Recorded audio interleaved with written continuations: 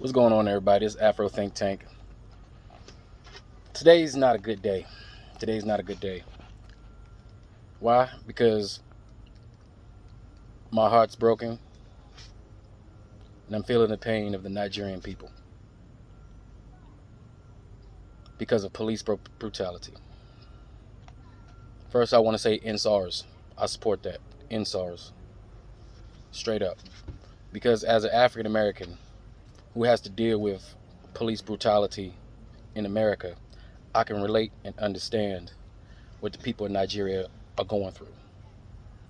I can relate that the people that's supposed to protect you, the people that's charged with making sure that you're safe and that you can go about your day without worrying about violence, thievery, and criminality, are the ones committing the violence and killing the people they're sworn to protect. I mean, in America, the face of police brutality is white.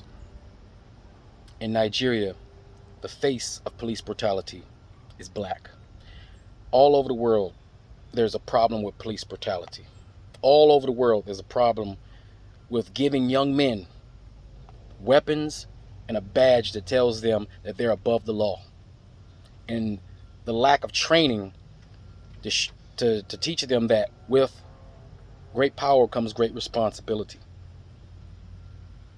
And that when you wear that badge, when they give you that gun and they give you that charge to protect the people, that there's a certain level of professionalism and understanding and empathy that you're supposed to have towards your people that you're charged to protect. And as an African American who has adopted Nigeria or as his second home, the fact that I want to escape, or I want to get away from police brutality, to go to a place that has police brutality. It's just sad, And let me get this clear. Ultimately, the architect of this police brutality is still the same person. Trust me. Who do you think funds these organizations? Who do you think funds SARS? Who do you think gave them their initial training? Okay? Nigeria is 60 years old.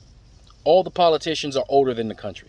All the politicians are old military people, and they only know how to do things the military way, the old way. They're outdated.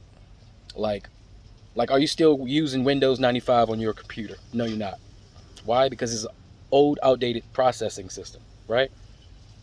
You use something current. You update. It's time for Nigeria to update. All right? The politicians, some of them are good. All of them, I know not all of them are bad, but some of them, they just don't have the solution to Nigeria's problem. They're not willing to innovate, and they're not really willing to move forward into the modern world, even though the people, the youth, are ready to move forward. They're ready. Nigeria is ready. I've been saying it in all my videos. Nigeria is a few good politicians and a few revolutions away from being the greatest African country in the world and the most powerful world, one of the most powerful world superpowers, period. It has everything it needs. All it needs is for its youth to take over the country, because the youth know what to do. The youth know what they want. They know what they want. The same over here. It's happening everywhere around the world. The youth are protesting here in America because they're tired of their old politics. Well, it's the same problem everywhere. In America, we got old politicians that's outdated. They don't know. They're still doing things the old way. It's time for the new generation to take over. And like I said, I support my brothers and sisters in Nigeria. I support my brothers and sisters in every country in Africa that's fighting for the right of their citizens to live a peaceful and prosperous life. And I am against all oppressive governments that are corrupt, that think that they have the right to persecute and kill their people just because they don't agree with their policies. I hope that Nigeria changes politically. I hope that it happens in a political way, but we know sometimes it's hard to do that. And when people go out and they protest, when people go out and they riot. Hold on, oh, I'm doing a video. When people, bye-bye. When people, I do my candy, I'm not pausing nothing, this is real. When people had enough of of being treated like garbage. When people have had enough, when they had it up to here, the next language is protests. And then when you have protests, there's always an element in that protest that takes advantage of that protest, and they commit violence. They do things that does not represent the protest or the major points of the protest. And sometimes, most of the time, that distracts from the actual message of the protest. The overwhelming majority of the Nigerians are peacefully protesting.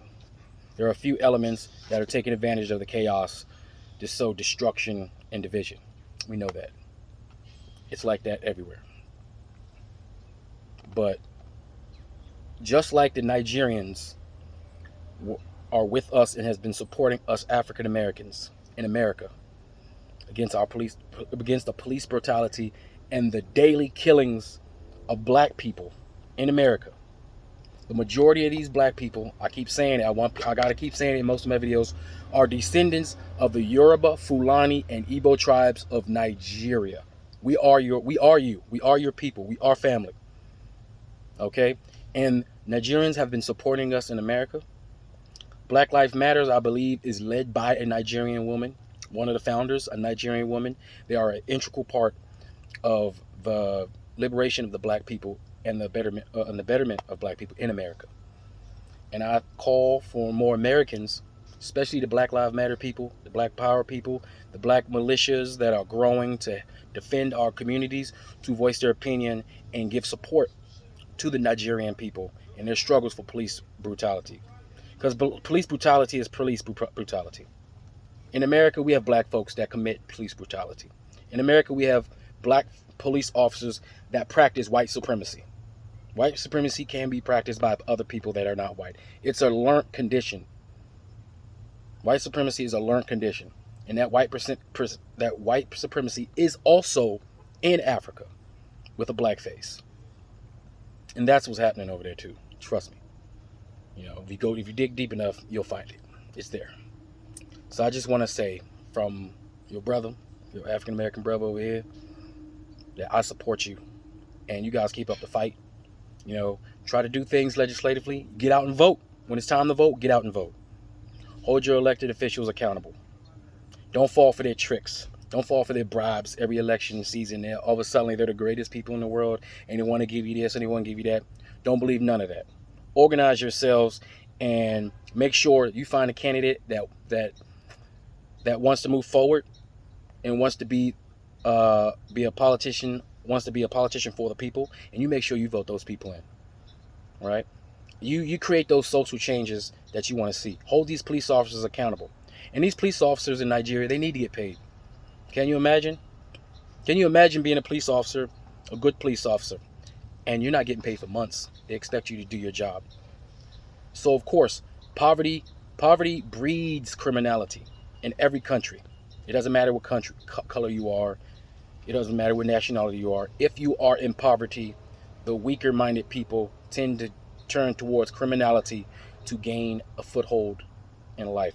Or because they're desperate, they tend to turn towards criminality because that's the only option that they see that they have. So if you have these police officers that are going months without pay, and you expect them to go out there and do their jobs, some of them are going to do things criminal, and they have guns. That's a bad combination. So on top of ending programs like SARS and ending police brutality and ending police officers pulling random hard-working Nigerians on the side of the road to force them to give up their little bit of naira that they made just so they can move forward, threatening them with AK-47s on the side of the road on some random spot that they have no justice. They have no way of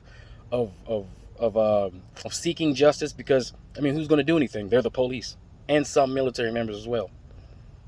You know, all that needs to end.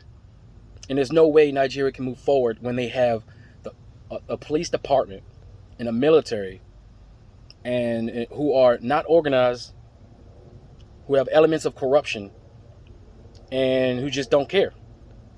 You know, so those people in the military, those people in the police forces, you guys need to hold your brethren accountable. You got to get this together. There's no way we moving forward with this system. No way. Okay, you can see how America's going, and we're supposed to be so advanced, and we still got problems. You guys didn't even get where you need to be, and you got problems like that. It has to be fixed. So, like I said, I'm rooting for the Nigerian people. I'm waiting for the day that you guys get exactly what you deserve, which is peace and prosperity, um, low level of corruption, and the ability to pursue your dreams and to live a happy life and a prosperous life and be able to do things you want to do without having your own government that you voted for, that you pay your taxes for, without having them attacking you, killing you, and holding you down. So, I will be in Nigeria soon. I would have been there already, but flights are canceled because of the protests. But that's okay. It inconvenienced me. But you know what? That's all right, because a lot of people died peacefully protesting, and that's more important. So I'll get there when I can get there. Okay. But in the meantime, it's all about Black power, Nigerian power. I'm here for the youth. It's time for the youth to take over. It's your time. This is your world, and you will do it. There'll be more dark days ahead, but there's light at the end of that tunnel. Okay, just stay strong, and I support you. We support you.